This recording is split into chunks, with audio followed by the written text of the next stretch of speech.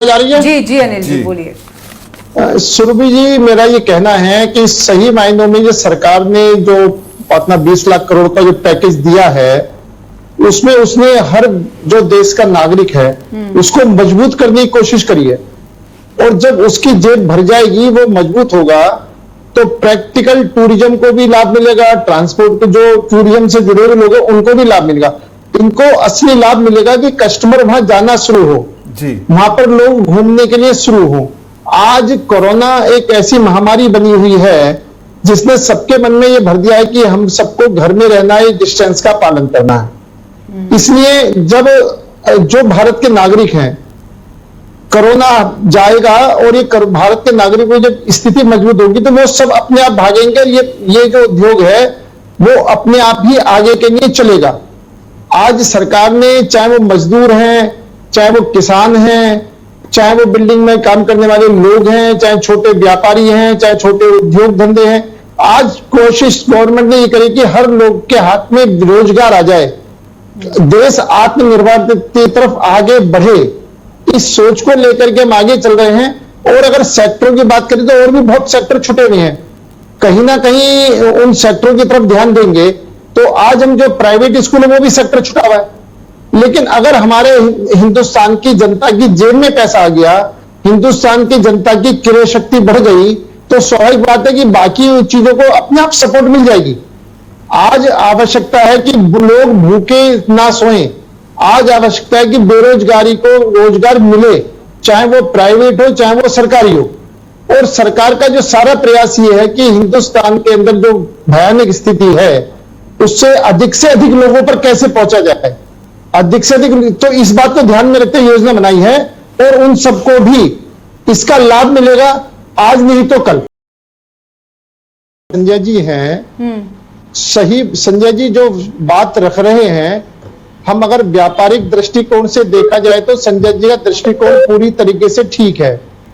लेकिन जब एक महामारी जैसी चीज सामने फैली हो, कोई विपत्ति फैली, तो उसके लिए कुछ ना कुछ तो नियम कानून बनाने पड़ेंगे। अब ये प्राइवेट ट्रांसपोर्ट की बात कहते हैं, चाहे वो ट्रेन हो, चाहे वो मेट्रो हो, और चाहे आप ये बात मानो कि बसें हो, रेल, सब पर सोशल डिस्टेंस का ध्यान में रख करके चीजों को आगे बढ़ाया जा रहा है। हमारी पहली प्राथमिकता है कि बीमारी पर कंट्रोल करना। मैं इसलिए उस बात को ध्यान, सरकार को सब चीज सोचनी है। एक व्यापारी को व्यापार के हित की बात सोचनी है। एक महीने से रह रहे तो एक कार में 6 घंटे के सफर में सोशल डिस्टेंसिंग क्या काम करेगी? अब ये कुछ सोच रहे। अरे भाई संजय जी आदमी घर के अंदर रह रहे हैं तो क्या संजय जी एक व्यापार घर के संजय जी, लेकिन एक कार में जा रहे हैं तो पुलिस वाले कहते हैं कि जी 2 लोग जाएंगे, सोशल डिस्टेंस। संजय जी चाहिए। संजय जी मेरी बात सुनेंगे ना? संजय जी, मैं जो आपसे कह रहा हूं, अकेली ट्रांसपोर्ट पर नहीं, वो चाहे रेल हो, चाहे हवाई जहाज हो, चाहे मेट्रो हो, चाहे सरकारी बसें हो, सब पर वो नियम लागू है। आप एक नियमों को, और मैं खुद ये करूं व्यापारी होने के नाते, व्यापारी पक्ष से होने के नाते आप जो कह रहे हो, आप व्यापारी होने के नाते आपकी बात ठीक हो सकती है, लेकिन आप अगर पूरे देश की स्थिति को सामने रख करके बात करेंगे, पूरी परिस्थितियों ध्यान में बात करेंगे, तो सरकार जो नियम बनाएगी वो नियम जो है पूरे चीजों को ध्यान में रखकर ही बनाएगी। वो एक व्यापार, एक बिजनेस को ध्यान में रखकर नहीं बनाएगी। समझदार हो कि संजय जी एक कर बात कीजिए। संजय आप 2 मिनट रुक जाइएगा क्योंकि आपकी बात सुन ली उन्होंने, वो जवाब देने की कोशिश कर रहे हैं आपको। जी अनिल जी बोलिए, आप अपना कंटिन्यू करें बात। मैं संजय जी से ये कहना चाहता हूं कि सरकार जो है ना, सरकार सभी परिप्रेक्ष्य को ध्यान में रख करके फैसला कर रही है। सरकार ने सिर्फ आपके व्यवसाय को नहीं, चाहे वो हवाई जहाज है, चाहे वो मेट्रो है, चाहे वो ट्रेन है, चाहे बसें हैं, सब पर सोशल डिस्टेंस का ध्यान रख करके करा जा रहा है। और सोशल डिस्टेंस रहे, ये सब डॉक्टरों की भी राय ये है, पूरे विश्व की ये राय है कि सोशल डिस्टेंस से ही इस पर थोड़ा बहुत काबू पाया जा सकता है, क्योंकि अभी इसकी कोई दवाई नहीं बनी है, इसकी कोई वैक्सीन नहीं बनी है।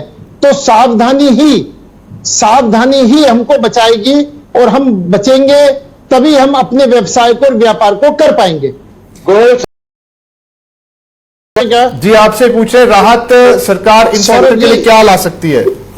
सौरभ जी देखो, लोन देना, कर्ज देना एक टेम्परेरी रास्ता है जी इसका स्थायी समाधान तो यही है कि लोगों के जेब में पैसा आए, लोग घूमने के लिए निकलें और घूमने के लिए निकल करके इनके पास जाए, तभी ये इसका स्थायी समाधान है।